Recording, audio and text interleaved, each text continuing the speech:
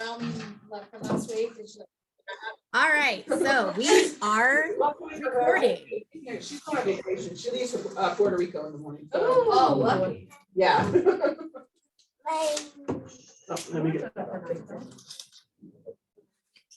Okay, this is not advancing. It might try now. Ah, there we go. Yeah. All right, so nobody new to introduce yourselves, but if anybody would be willing to share either one thing that you took away from last week or something that you want to learn more about. We covered a lot last week. It was a little bit challenging. And we went through things a little bit fast.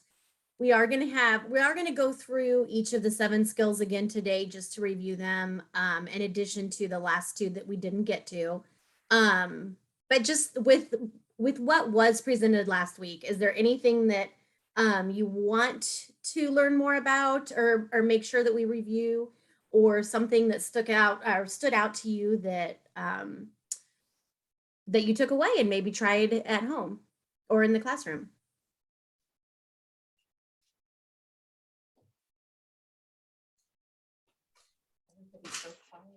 I know there was one situation that the ladies were talking about, you know, how you say, please don't run, and then you change it to, let's use our walking feet or something else. You know, that all works great, but not in every situation. Yeah. We've tried to move from the running to the walking. Yeah, and I mean, it's tried. it's not always gonna, work. And sometimes, especially if it's somebody who's gonna get hurt or something, you find yourself, but more often, like especially over time, after saying what they should be doing rather than what they shouldn't, you may see some changes and some, that it is more effective. But at first, I'm sure they're like, what? Well, and yeah, I did hear that. And I was going to say, that's one of the great things about conscious discipline is that there are 7 skills. So sometimes assertiveness might be the skill where you give a direct, where you directly tell them what they need to do, and you paint that picture of what you expect from them. So there's typically going to be 1 or 2 skills that you can pull out that might work in each situation. But you're very right. There's not one magic solution that's going to all of a sudden get children to stop running inside.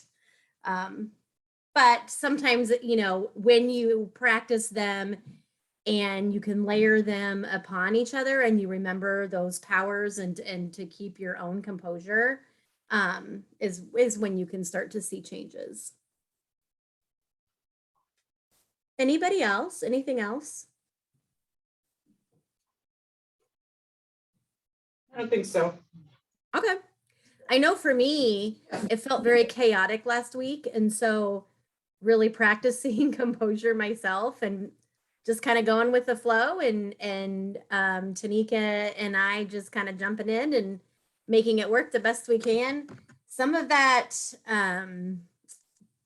active breathing and star breathing is just helpful in situations that don't go exactly the way you think they're going to. So this is session 3.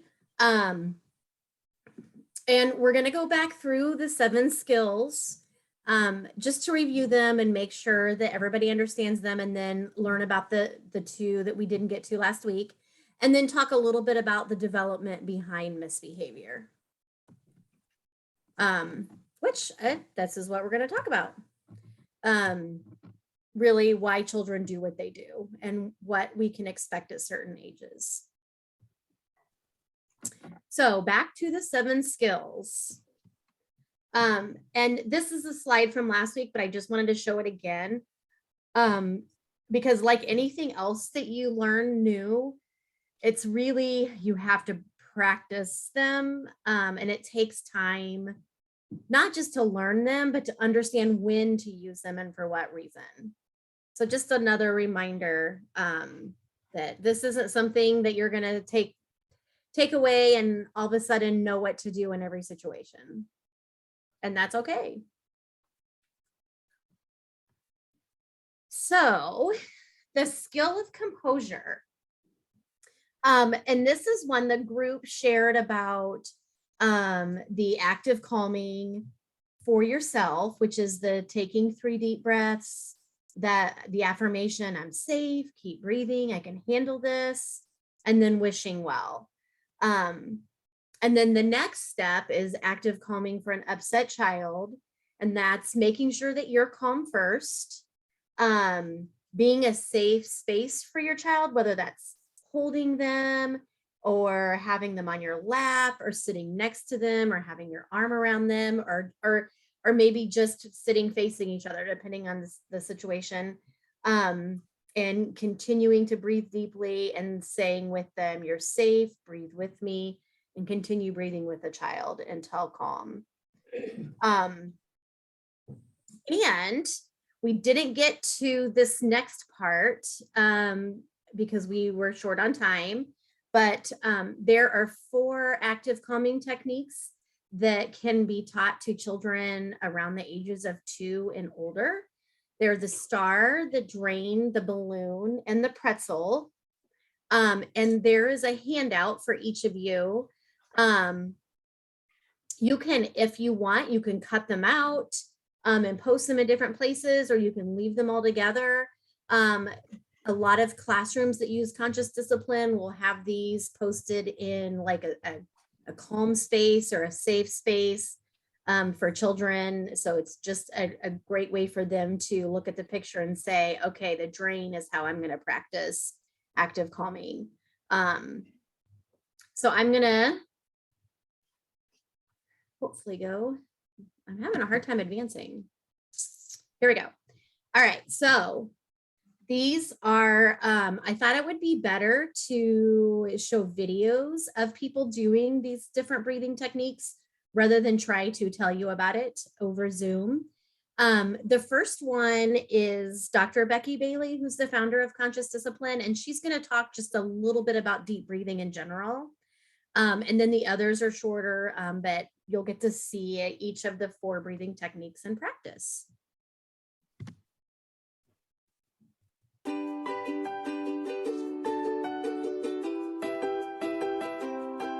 Conscious Discipline is a comprehensive self-regulation program that involves many things, but one of them is belly breathing, and we call it being a star. Star means smile, take a deep breath, and relax. In being a star, there's some important things to remember. First, you're breathing from your belly, so it's not shallow breathing from your chest. It's from your belly. So I encourage you to practice this with actually having your hand on your belly, and you're going to smile, which just starts to relax the muscles in your face. Once you relax your jaw, your internal state automatically starts shifting. Take a deep breath. Your belly's going to go out. And relax. Have your belly go in. If you notice what I just did, my exhale was longer than my inhale. The focus is on the exhale. When we breathe in, we take in the beauty of life. When we exhale, we let go of that which is no longer needed, the bitterness, the resentfulness we carry around, and the harshness of the morning, allowing us each moment to take in a new perspective and a new outlook on life. If you're not breathing deeply from your belly, you're breathing from your shoulders generally. It looks like this. A deep breath would look. That's a bull ready to fight, not a belly relaxing the body. Also, we breathe very shallowly. You can't even see any movement. And so it's from the chest and just barely movement here. One. Shallow breathing is a sign, as it continues to be more shallow, a sign of depression. So how would we teach this to children with special needs? How would we teach this to 2-year-olds or toddlers? First, we can use our new star breathing tool. So you have the children smell the flower. We want them to breathe through their nose, so often we will touch their nose and say, smell the flower. So they would touch their nose, they go, and then they exhale and blow out the pinwheel through their mouth. This allows them to exhale longer which will automatically make the inhale longer the next time, causing more movement in the belly. Each Tuesday in our staff meetings, we take a few deep.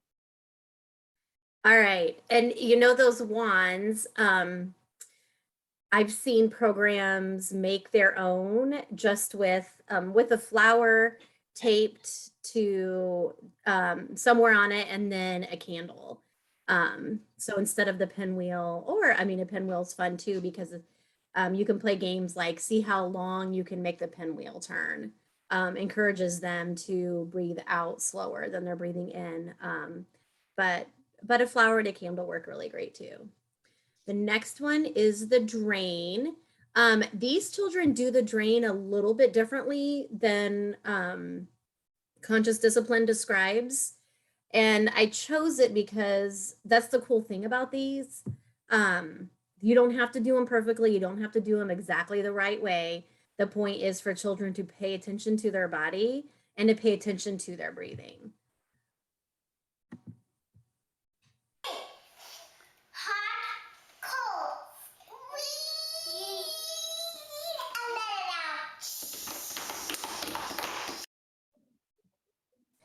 All right, and then this next one is the balloon. This is a school-age child demonstrating the balloon. We have Timothy here who's going to teach us how to calm down by using the balloon. First, you take your hands and put it on top of your head. Now, each time you take a deep breath in, you raise your hands above your head, like a balloon filling up with air. Then, when you let it out, you make a noise like a balloon would. Let's try it a couple times.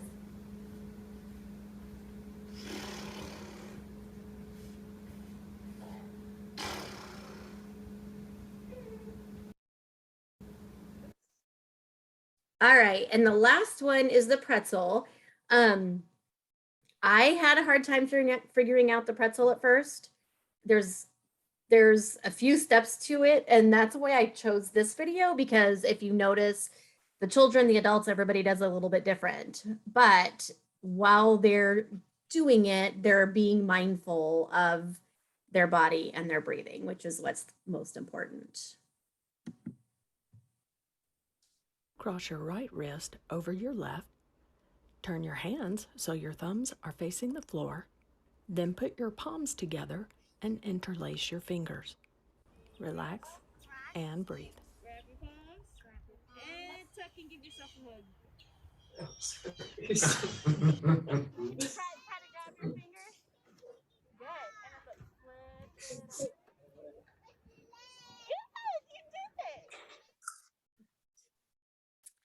So, any questions about those? There are lots of videos. If you go to YouTube and just search for conscious discipline breathing techniques, there's lots of videos. If do you think that you want to use that with your children or in the classroom, there's lots of ways to see how it's done. All right, let's see. There we go. The second skill is the skill of assertiveness, and this is the one that's about saying no and being heard.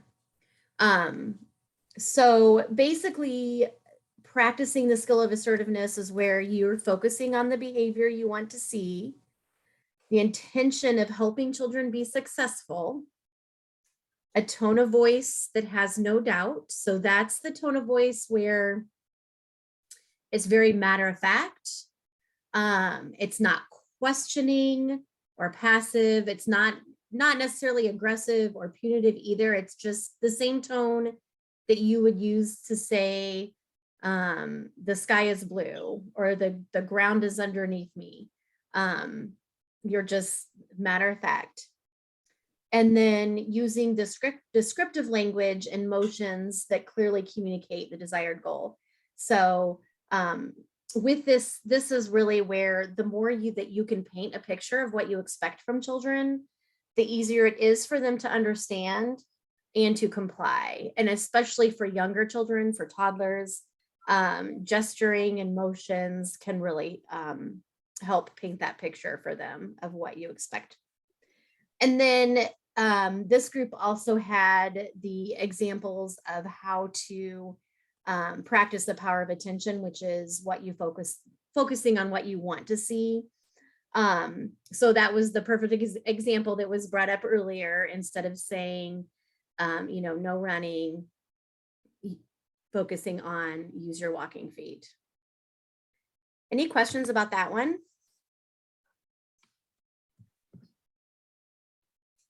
Number 3 is the skill of making choices.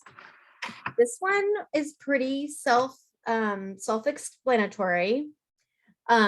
It's really changing your thinking from how can I make my child behave to how can I help my child be more likely to choose to behave. So it's the you can this or you can that, which is better for you. The key with this is to make sure that the 2 choices that you give are both positive choices. If your 2 choices are you can stop jumping on the bed or you can go to timeout, that's a consequence, which is another skill. So 2 positive choices would be you can get down and jump on the floor, or you can lay down on the bed or sit up in the bed. Those are both 2 choices that are positive that would work for you and work for the children. Any questions about that one? Did anyone try being intentional about giving their children choices? I did, and I actually have a question, just an example that I would like clarity on. So, Yeah. like our, little girls were dragging their feet getting to their bedroom at bedtime. And so I tried it and I said, you can either walk to your room or I can carry you. Which would you prefer? I didn't know if the I can carry you part is actually a positive choice or if that's just me being forceful. I think that depends on your intent. Like, well, seriously, you could pick them up and be silly and goofy and maybe walk funny or bounce, if they enjoy being carried by you and that's a fun thing, then that's a positive choice. If you would just kind of snatch them up and stomp to their room, that would be more like either you do it this way or you're going to have a consequence. So really it comes down to your intent and maybe what they want. If what they really want is to do it on their own, they want to get ready for bed on their own, which is taking their time, then it might be better to say, do you want to walk by yourself to your room or do you want to hold my hand? That might come off a little less punitive and a little more positive. Or do you want to walk to your room or do you want to skip to your room? Okay. Does that make sense?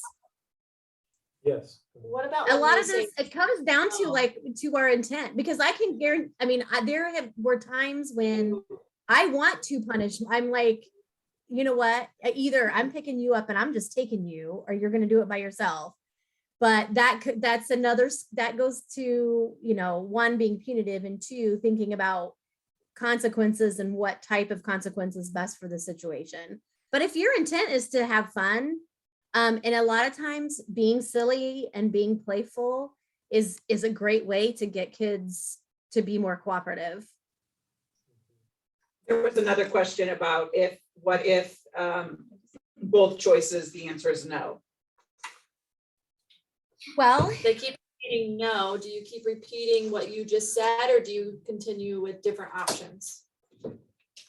I would repeat it maybe one more time.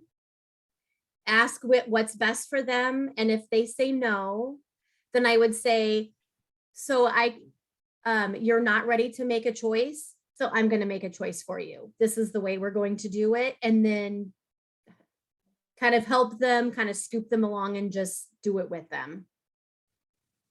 So she talks, Dr. Becky Bailey does talk about some children, especially younger children.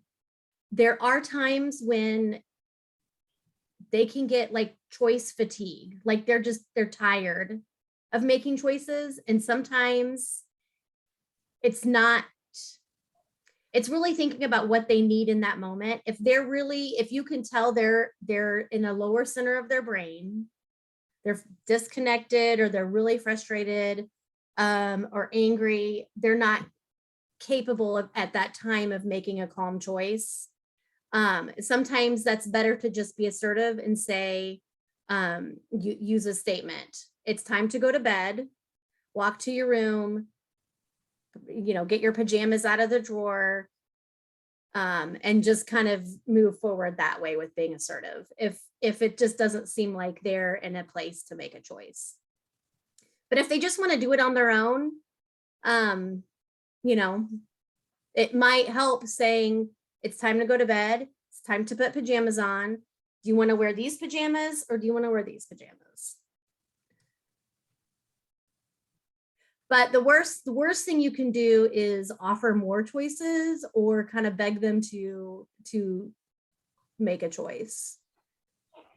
Because that goes back to the power of free will. Either they're going to choose or you'll choose for them. Does that make sense? I know it's easier said than done, right?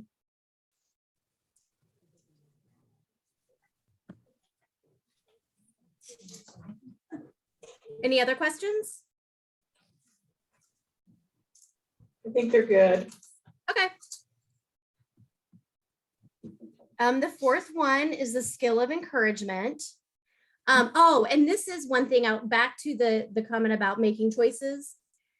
Even if they don't actually say, I'm going to choose this, if they even make the smallest movement towards, say the choice was to walk to their room or skip to their room to get ready for bed, and they don't want to choose either one because they don't want to do that. But even if they make the smallest movement towards their room, use your noticing and kind of just scoop them along and say, you're doing it. You're going to your room. You chose to go to your room to get ready for bed. That's, and kind of make a big deal out of it. And they might just kind of get caught up in it and not realize that they actually did make a choice and started in that and just kind of got caught up in it. So use noticing for even the tiniest little bit to kind of scoop them along and get them to comply. With the skill of encouragement, this is really about noticing and describing a child's behavior and compliance or helpfulness in a way that is not that's not judging. So just for basic noticing, it would just be, you did it, you went to your room to get ready for bed. Noticing to encourage compliance. You did it, you went to your room because it's bedtime and it's time to get ready for bed. Noticing to encourage helpfulness is, you did it, you went to your room to get ready for bed. Now, I'm trying to think how that's helpful to the family. Now we can put your sister to bed and you guys will wake up with a good night's sleep in the morning for school or something. That was helpful. Does that make sense? Those were not the best examples, but I think I mentioned last week, this is something that I have always said when I was in the classroom is, I like how you are, sitting on the bench, quietly, or I like how you're cleaning up, or I like how so-and-so is picking up the blocks. That is something that I used all the time. And conscious discipline really helped me to rethink that a little bit, because in using the words I like, that's encouraging children to behave a certain way to please me. Whereas if we just say, look at you, you're cleaning up the blocks, that's so helpful. We're focusing their attention not on pleasing us, but focusing their attention on their own behavior and their own worth for what they're doing that's helpful. Does that make sense? It's so hard for me not seeing any of you because I can't tell if people are like, no, that's not, we're not, that doesn't make sense, or yeah, go move on. I think there was lots of head nods. Do you want me Okay. to try to turn the camera on and face it so you can at least kind of? Oh, see no, through that's it? okay. That's just, I'm just kind of explaining. That's why I keep saying, does that make sense? Because I'm like, I honestly, I have no idea. You guys could all be staring at me like, you do not know what you're talking about. Lots of One head thing, nods. I'll let you know when there's head nods. okay. I will share one like really quick thing about noticing in my own personal life with another adult. I'm one of those people that's always like, thank you, and I appreciate you. And I tend to kind of overdo the wanting people to know that I'm thankful and appreciative. And my fiance is not one that's real comfortable with praise or real comfortable with people that are always expressing how they feel. And I would thank him and he always seemed a little uncomfortable with it. So one evening I just decided to do noticing, basic noticing. And I just said, you know, you had such a long day at work. You worked so hard and you came home and you just made this really amazing supper that we're all sitting here eating and enjoying. And I'm like, and that's all I said. I didn't say thank you or we appreciate it. I just stated it. And everybody was kind of like nodding, like, yeah, this is a really good supper. And it was a totally different response from him. He was like, like, yeah, I did work hard and I did cook a really good meal and everyone's eating it. And it just, in that moment, I think that had a greater impact on him than me saying thank you all the time. So that's just a small thing. A lot of these things work if you try them and just in your, you know, adult relationships. They definitely work with teenage girls because I use those a lot with my daughter. So it's worth trying. All right. Number 5 is the skill of attributing positive intent. And we've actually already talked about that a little bit tonight. So the group that shared about this, Conscious Discipline calls it ACT, which is A for acknowledge what the child wanted. C is clarify the skill that we want them to use. And then T is take the time to practice. So one of the examples is my child sometimes ignores me when I tell him or her to do something. So the hurtful view of that is that he or she is being disrespectful. The helpful view is that he or she sometimes has a hard time stopping a fun activity and could use my help. So that's just going back to that positive intent, making sure that you're seeing it in a positive light. And then you would start with by acknowledging what they wanted. So you wanted to keep playing. Clarifying the skill to use would be put the ball in the bin and grab your backpack. And again, that's very specific. It told the child exactly what's expected of them. And then take time to practice. Let's do it together for practice.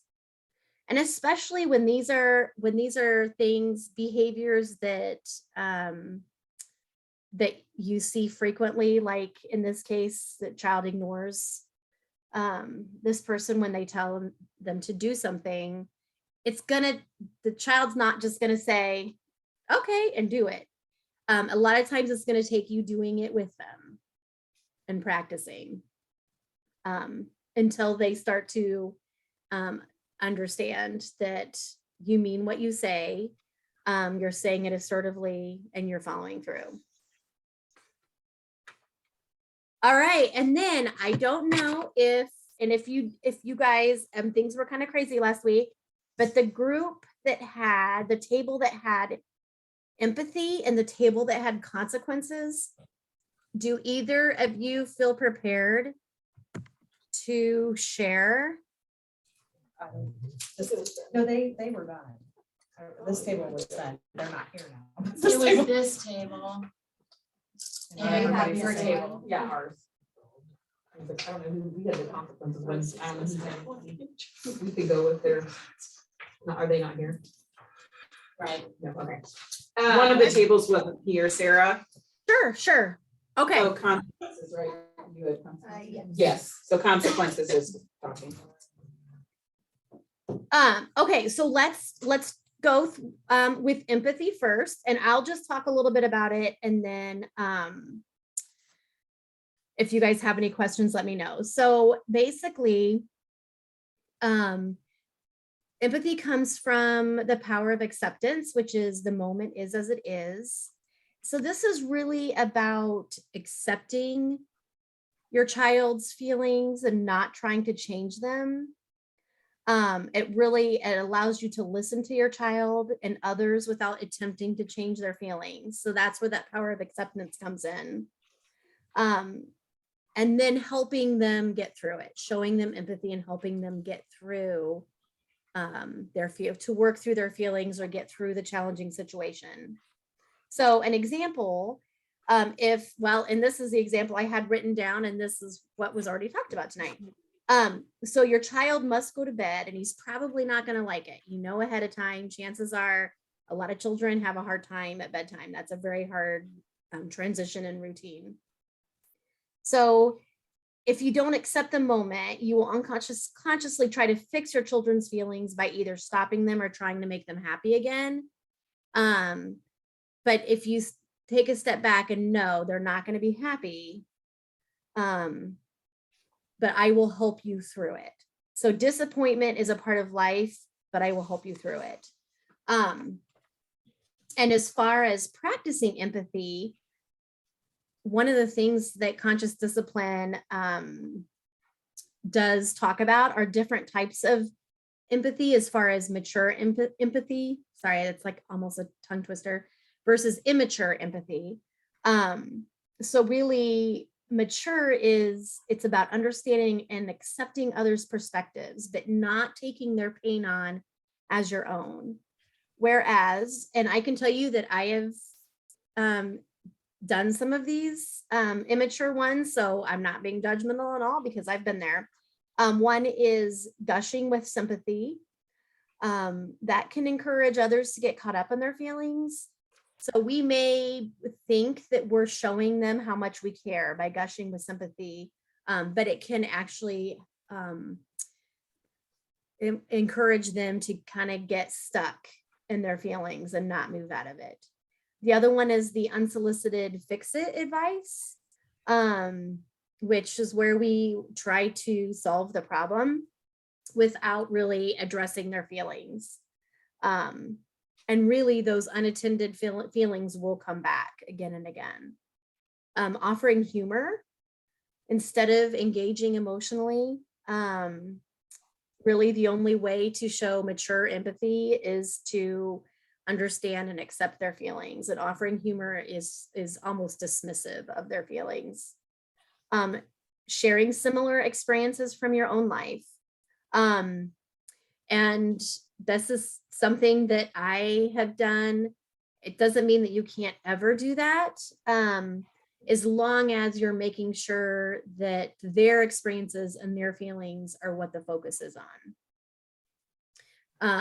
I know people that all of a sudden they've got their own story that's worse than yours, and it feels like you weren't really heard or understood. So that's where that's coming from. And saying everything will be fine. You'll be okay, shake it off. Again, that's dismissive. It's telling children that they shouldn't feel as they do. And it's kind of false because you don't know that everything's going to be okay. Sometimes there are hard times that children have to go through, like bedtime. Sometimes children don't want to stop playing and they don't want to go to bed, but they have to, and they can be upset about it. They can be angry about it or sad about it, and you're going to be there to help them get through it, but they still have to go to bed. So one way to show mature empathy for children is the DNA process. So describe what you're seeing and hearing. So your face is going like this, and then make, a sad face or an angry face, or a disappointed face. And then, or, if they're hitting or kicking, your body is going like this, and then name the feeling. So you seem angry, but she suggests using a questioning tone. Of course I didn't there. You seem angry. And if you use that questioning tone, then hopefully the child, if you did not name the feeling correctly, they might correct you. You might say you seem sad, and they might say, no, I'm mad. And then acknowledge the desire. So in the bedtime scenario, the desire is you wanted to stay up and play longer. But it's, it's time to go to bed. If you're not sure what happened, you can just say something happened, what happened. But really describing what physical response they're having, their face, their body, trying to name the feeling, and then acknowledging why they're feeling that way. So that's all about empathy. Any questions about that?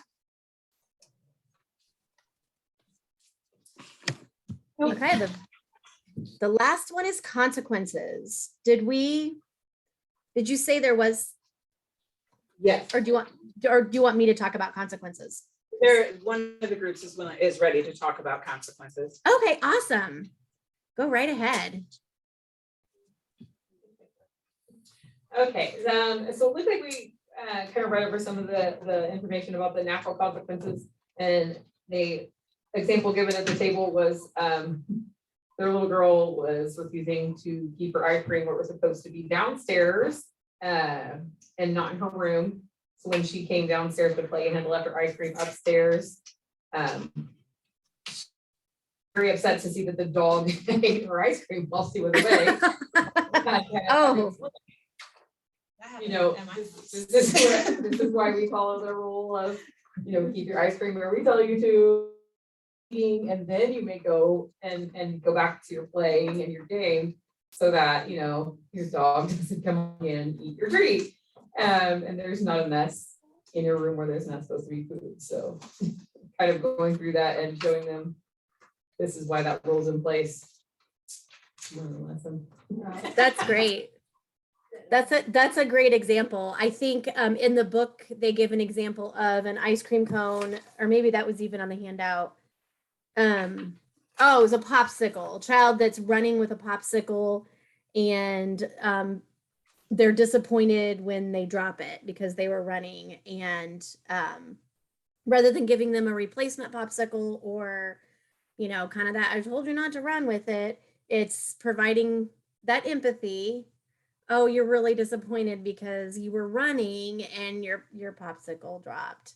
And then let them kind of feel that disappointment. And then that's a very natural way for them to think about it next time they have a popsicle, about maybe I don't want to run after all. How about problem solving? Oh, go ahead. I'm sorry. Oh, no, I was just gonna say for the second one, we had problem solving, an example for that one also. The ones of us that are sitting here at the table have my twins and their daughter are cousins. So we have a lot of disagreements with things like taking turns in toys. And there's certain toys in particular when they come over to one's house or another that they like to fight over.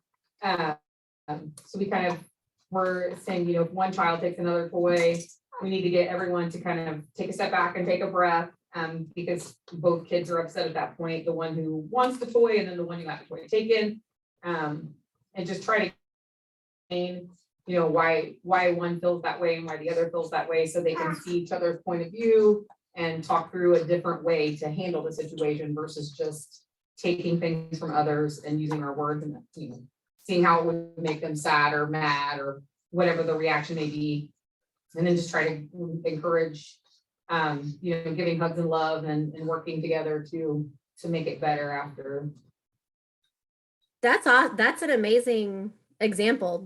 So has that worked for you? At times, yes. Yeah, I was gonna Not like a 20% I was like, success rate, it's it's fine. We're still working on that, but, we have very passionate. children. Yeah, that's awesome. I think the very first step that you mentioned about like having everybody take a deep breath, that is something that I was missing when my kids were young. Because I think I might have mentioned it one of the nights, but I mean, I taught them to use their words. They knew how to use their words, but I was missing that kind of everybody taking a deep breath and like calming down before trying to problem solve. And because problem solving really does require it requires everyone to be calm, and it requires everybody to be in the higher level of their brain in that executive state. So you can use all the words you want, you can have the best words in the world, but if you're upset, you're not going to be able to go through the problem solving process. So that's an awesome example. Keep that up. Every time that you practice that with them, is going to strengthen their problem solving abilities individually and you as well. So that's great. And for the final one, for the logical consequences, we kind of were struggling with that with just a little bit to find a good example. Kind of what we come up with is there are times we have, based on weather or whatnot in our house. We might do our outside activity might be something that's for the deck or the porch and not for the grass or whatever due to weather or whatnot. So, we came up with sharing sidewalk chalk was a big thing. Like you have to share your sidewalk chalk with your brother. Our outside game today is for everyone. If you're not willing to share, you may have to give up your time to play outside and play inside for the rest of the playtime. What happens, if we don't share our sidewalk chalk, what is going to be the consequence? What's mom going to have you do instead of that? Yeah, that's good. That's a really good example. Logical consequences are tricky. The one thing is for this to work with children, they have to like be connected. So like a child that like is new to a childcare program, logical consequences are going to be a lot harder for them if they don't have those connections. But that's a great example. And just being clear and making sure that they know what will happen.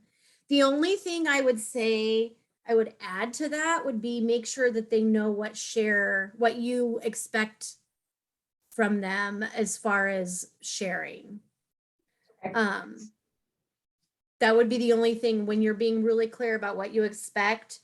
Some kids may understand what you mean by share, others might not. So share doesn't mean that you have to give up your chalk just because somebody else wants it, for example. Sharing might mean everybody gets one piece, and when they want a different color, they can ask for, can I have that color when you're done, or however you want that sharing to look. That might be something to just make sure that everybody involved understands what that means. Kind of like parents that say, be nice. Children don't necessarily know what is expected of them specifically. What do you mean by be nice? What do you expect of your child? But yeah, that's great. Thank you so much. I had a question. What's an appropriate amount of time for a kid to share? Like 1 minute, 5 minutes, 10 seconds? Like for a toddler and they have to share, how much time does it get with something that's appropriate? I guess I would need to know more what you consider sharing. I'm not sure. A toddler,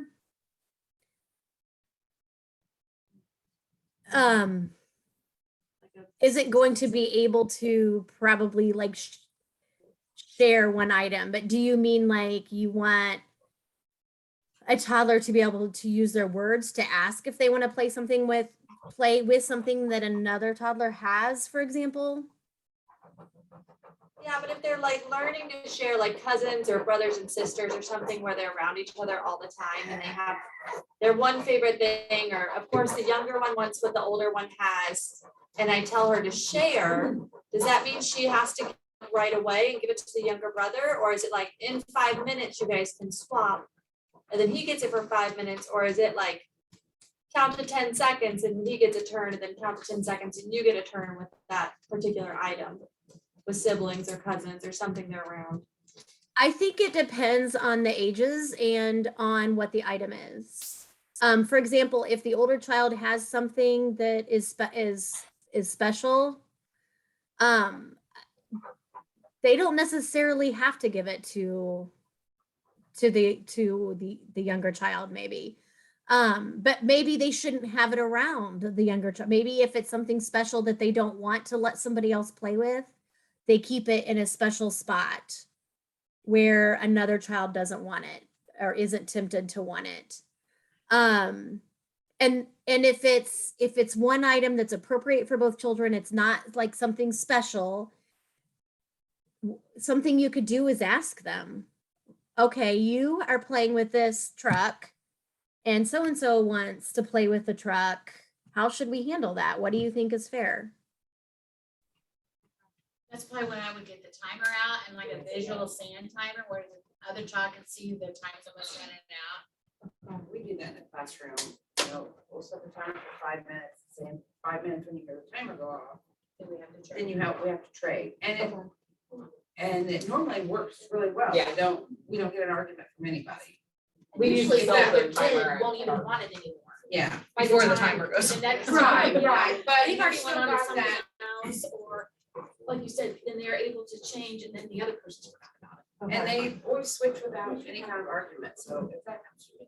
We usually do somewhere between like 2 and 5 minutes, like she said, kind of depending on the toy or whatever the item is. Like the example we gave about them like taking away toys, like my boys are obsessed with all things trains and have mass amounts of wooden trains. And when their little cousin comes over, she likes to play because she doesn't have trains at her house. And they feel like, you know, those are theirs, and oh no, that's my engine, or that's my this, or that's my that. And I'm like, no, we have all of these trains, so yeah, everybody picks one they want, and if you want to switch, we get, you know, 5 minutes to play with the trains on the wooden track, and then everybody switch. And, you know, I'll give them a reminder, okay, oh, it looks like we're down to 2 minutes. Oh, okay, well, we got 1 more minute with the train switch. And then so when it goes off, they aren't like not realizing how long 5 minutes is, kind of just giving those warnings of when the timer is gonna go. It seems to help a lot for some of the fighting. When I was telling my And I would kids too, and Sarah brought it up, that it, just because somebody asks or something doesn't mean the child, in order to Right. share, has to immediately say, oh, well, here. That's, yeah, they don't have to, just because somebody asks, that's when they can take the time and like, you can talk and set a timer, say, okay, say your size C, you're still playing with it. Why don't we set a timer for 2 minutes, 5 minutes, whatever feels right, or, and then we can let your cousin, your sibling, your whoever have a turn with it. But just because somebody asked doesn't mean like, in order to be a good sharer or whatever, that you have to immediately give it away. It's coming up with a compromise that works for both. Okay. Yeah, so sharing could mean taking turns. Or it could mean trading. It could mean different things.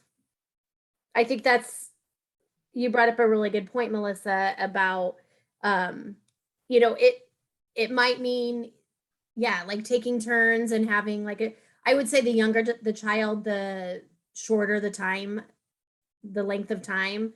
But yeah, so whether it's 5 minutes or 2 minutes or whatever, or you could say another, maybe you could ask if so-and-so wants to trade a blue piece of sidewalk chalk for yellow. And then if they don't, okay, well then, how much time do you need to finish what you're drawing, you know, with your yellow one? And, you know, and then do the timer. So there's lots of different ways to do what traditionally we would consider sharing.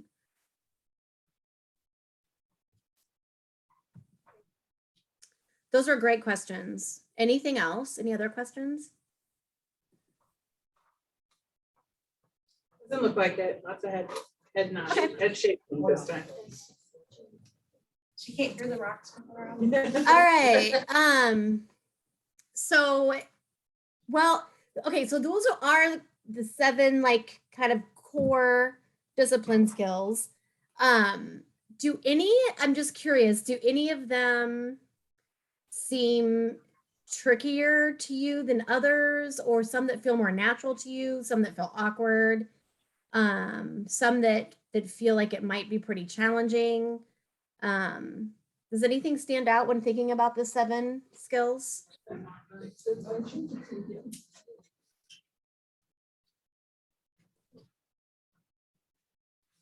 Sorry, Sarah.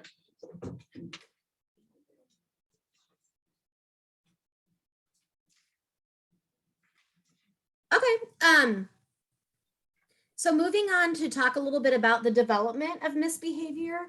I think I had this quote back in our introductory session that really children develop in somewhat of an orderly schedule, and then they also misbehave in fairly predictable ways too.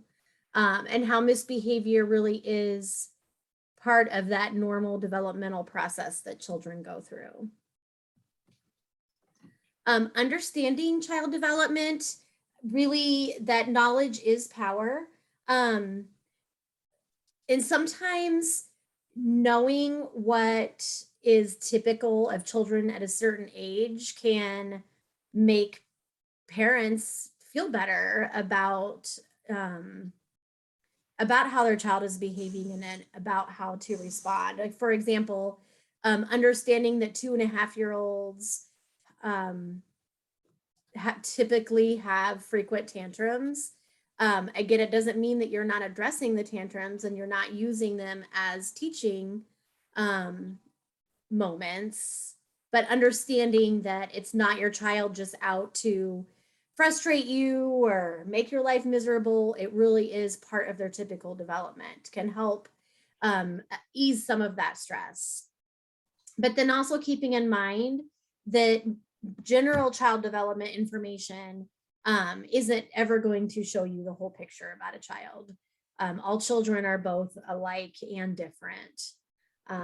So really, times of conflict throughout child development is partly how children learn and grow. And so our response to that conflict can either teach them and encourage their growth in positive ways, or trap you in those endless power struggles if you're not using that conflict in positive ways. And just a couple things to keep in mind. Young children in particular are very literal. So being very conscious of what we have said and what they have heard.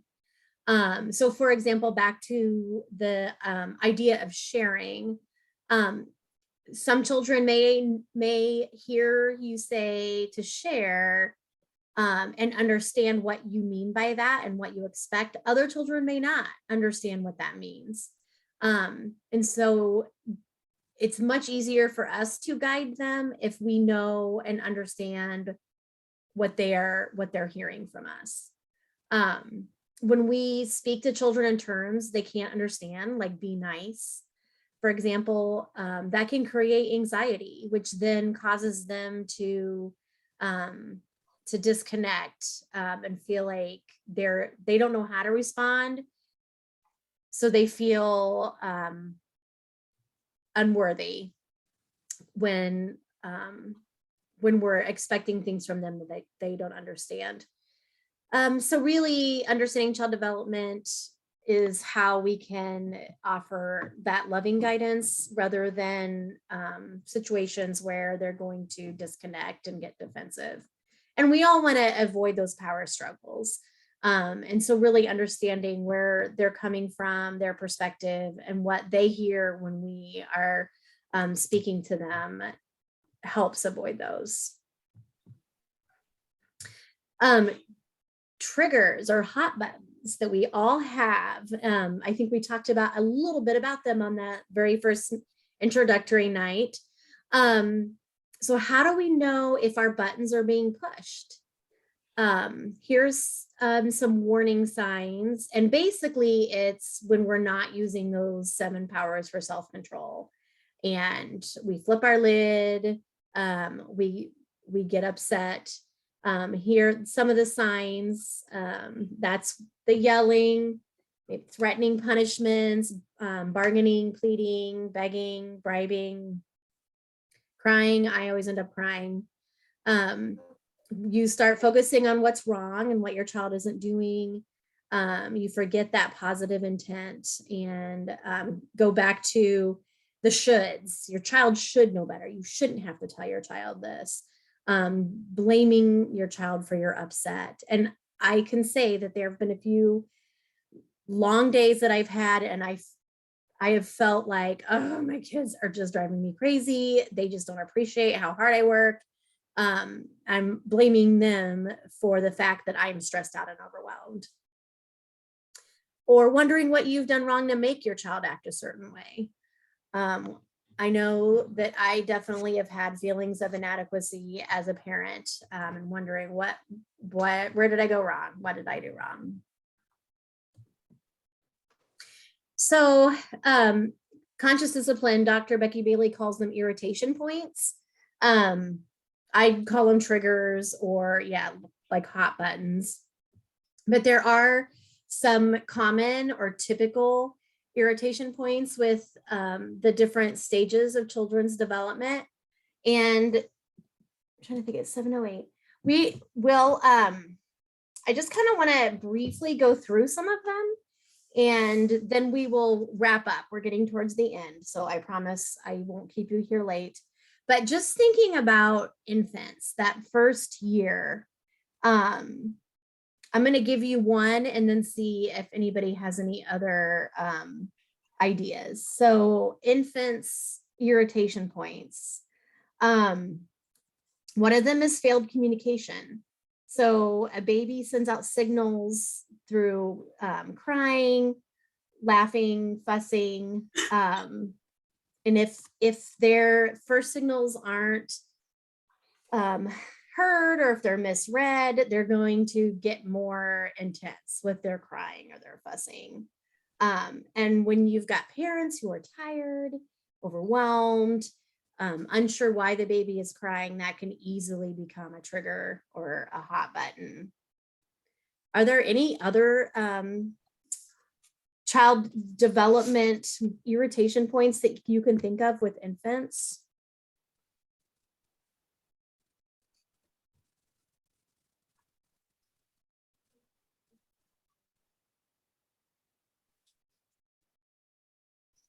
Biting or pinching is one. All three of my kids did that. I'm sure you've all known.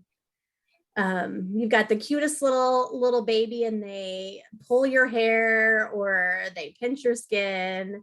Those can, when you're with a baby all day long, those can become triggers.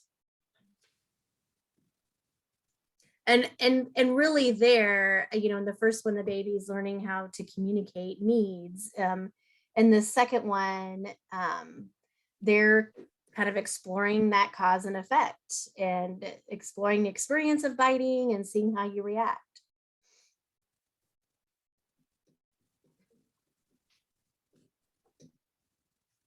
How about toddlers? This one should be easy. What are some developmental things that toddlers are experiencing and going through that could be triggers or hot buttons for adults? Someone said a meltdown or a tantrum. Yeah. Bedtime. Nap time. Routines. Feeding time. Yes. Hangout time. Anytime. That's Time. just the words. Awake time, getting The hours, dressed, say the hours between waking and sleep. not picking out their own The outfits. sleep time's frustrating. Yeah, there are, this section of the book is like 2 pages longer than the infant section. There's a lot going on with toddlers. I mean, they're moving from total dependency to some independence. And that's just full of frustrating situations and anger. This is, if you can stay calm during a toddler temper tantrum, you have the problem solved, yours. The first step is that being calm. They're very oppositional. During tantrums, one really great response is empathy and reflecting what you see. Your arms are going out like this. You seem really angry. Your body is telling me that you wish you could play longer. Toddlers are very impulsive and possessive. And it lasts past that second year. We're gonna talk about terrible twos and like, well, terrible threes, fours, fives. You know, it's interesting. I didn't make a slide about this because I didn't want to go too deep into it, but she talks about there are these cycles of being organized and being chaotic. So she said, as human beings develop, their behavior goes from being organized to being chaotic and then to being organized again at a higher level. This process is cyclical, not linear. So, in other words, children aren't disorganized, they're not chaotic, and then all of a sudden become organized, and then, oh, they're developed. It's cyclical, so it comes and goes, but each time they move through a chaotic phase and they become organized again, they're organized at a higher level. But she says it happens about every 6 months. So she says this organization, chaos, reorganization occurs about every 6 months, starting at the age of 15 months. So her example is 2-year-old children are fairly delightful compared to 18-month-old. However, a 2.5-year-old can truly challenge their parents. 3-year-old children can seem charming, and then comes the dreaded 3.5-year mark of total opposition. So I wouldn't say it's by the book. 2.5 and 3.5 are the challenging years, but roughly about every 6 months, your child is going to shift from chaos to reorganization. It's something interesting to keep in mind. So when you're in a really difficult stage, remember, they will emerge reorganized. And then just when you get comfortable and you think, yep, I've got this, I'm using the 7 skills, everything's good, then they're going to go right back into chaos and you have to start all over. How about preschoolers?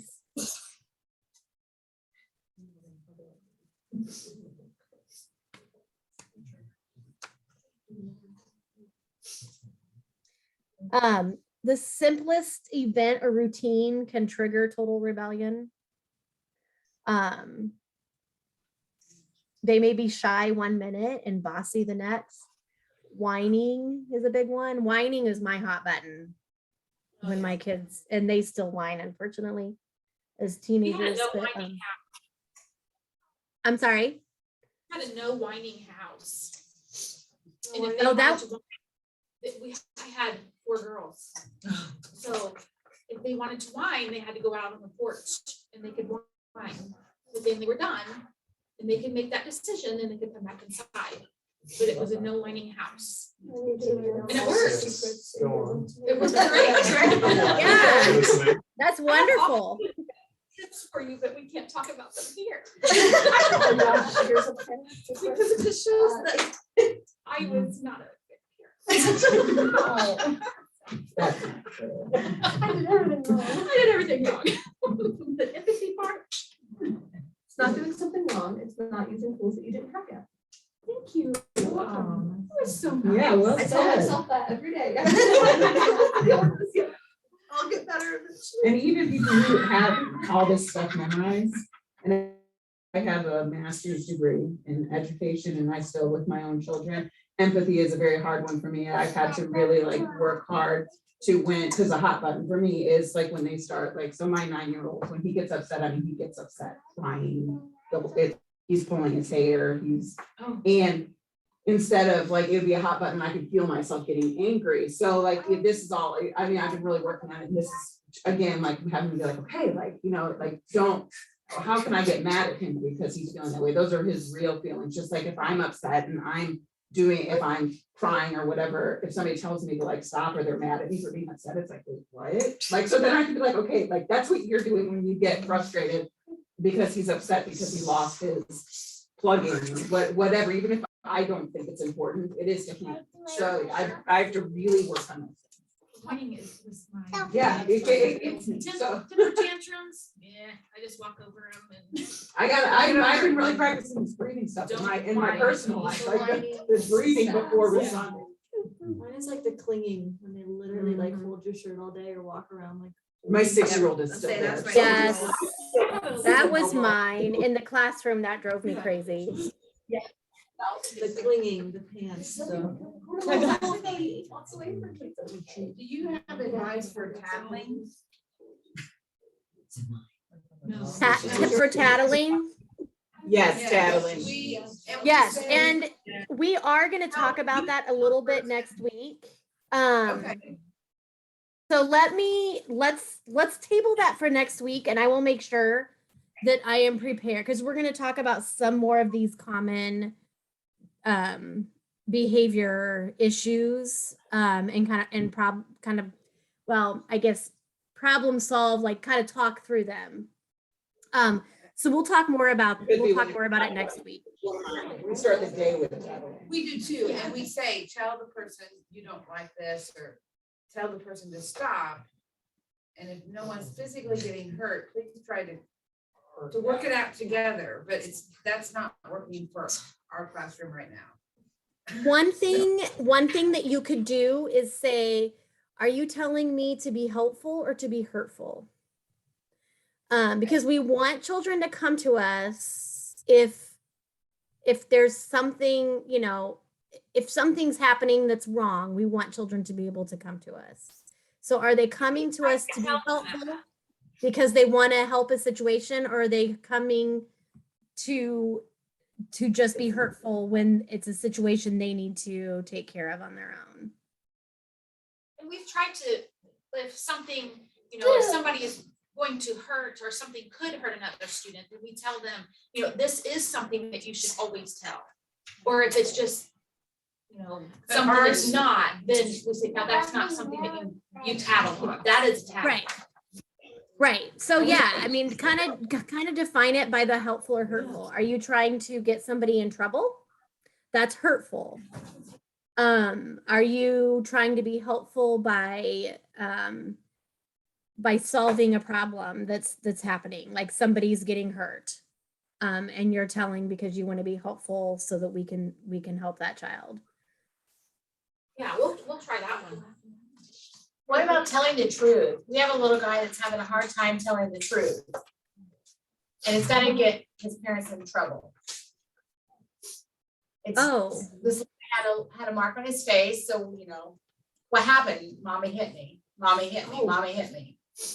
And then mommy comes in, because I approached mom, and mom comes in, and then grandma calls, and grandma says, I was with them when that happened, and he was also a preschool teacher, but not in this area. And I said, well, I'm just asking because rightfully I should report it if it's a form of abuse, but that's the only scar he had on him at that time. But previously, we've heard through the grapevine that the parent locks the child in the closet. So we're on alert of watching this child. But so the mom comes in and she says, finally, you know, I don't want to say his name. Tell them what happened here. Mommy hit me. No, you tell them what happened. And then he finally said, pillow. He was having a pillow fight and he fell down and hit his face on the cabinet. But she, and I felt sorry for her because that is which I hope and pray. But that's scary when you Uh-huh. know. So Everly has actually done the same thing. She has said that our sitter has hit her or our sitter's husband, which is absolutely 100% not the case because I know her very well. And we have asked her why you lied about that or why is this happening because mommy knows that's not true. And she'll say, well, you listen to my story. So it's like I'm more attentive, I guess, physical like that than when I'm probably whatever story she has going on a normal day. But then it'll just be randomly brought up, oh, Denise did this today. I'm like, she did? And then we fully focus in on whatever it is, because it's a negative. Right, And right. then she'll go on this whole story of how whatever it was happened or Uh-huh. how she hit her or whatever she did. It was always a different story, but it was something negative and we would really focus on it. But when it was a positive story, I felt like we did not focus as much on her, but she told us, you listen to my story.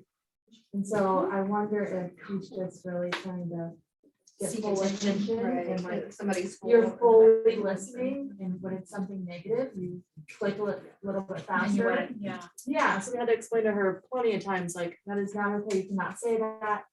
And it can get someone in a lot of trouble, and we tried it over and over, and she did it for, I don't know, probably like a month.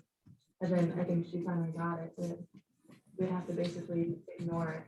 And then I would just say, okay, I'll talk to her about it, and then dismiss it instead of discuss it. So, I don't know, but That's we knew it wasn't true, whereas this case. Actually, no.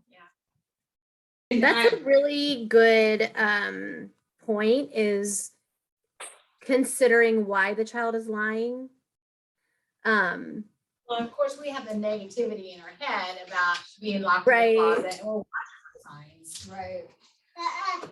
Honestly, that I'm a little stumped by that one because I'm not sure why he, unless it's for attention. Some children will lie or make up stories, like that was a perfect example of a child doing it for attention.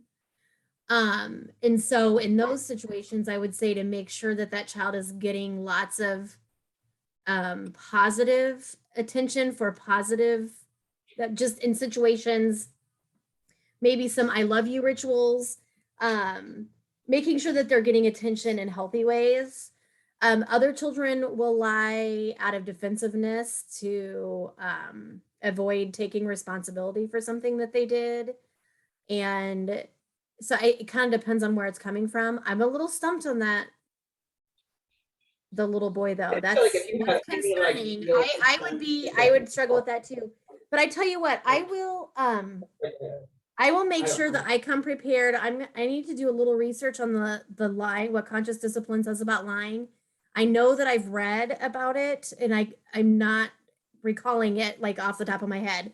So I will make sure I include lying next week, and then definitely I will include tattling. And I have a really great video, although I don't think I can share it. I think it's copywritten, but I will definitely make sure I'm prepared to talk about tattling also. I don't want to cut you guys off, but I want to show you really quick an I love you ritual before we close for the evening. I just want to I'd like to try to share one every week. This was actually one that I wanted to share last week, but we didn't have time because it's about a bunny and I thought it would be fun for Easter, but hey, it's always funny. So this one's called Here's the Bunny. And there's lots of videos on YouTube. Again, if you want to like revisit it, just hop on YouTube and look for I love you ritual. Here's the bunny. Here's the bunny with her ears so funny. Here's the hole in the ground. When a noise she hears, she picks up her ears and jumps in the hole in the ground. Squeeze, squeeze, squeeze. So just a fun, again, ritual that's great to do with children, especially if you have a child that's attention seeking. Those are quick, fun ways to connect with them and give them some attention. All right, I am going to stop the recording.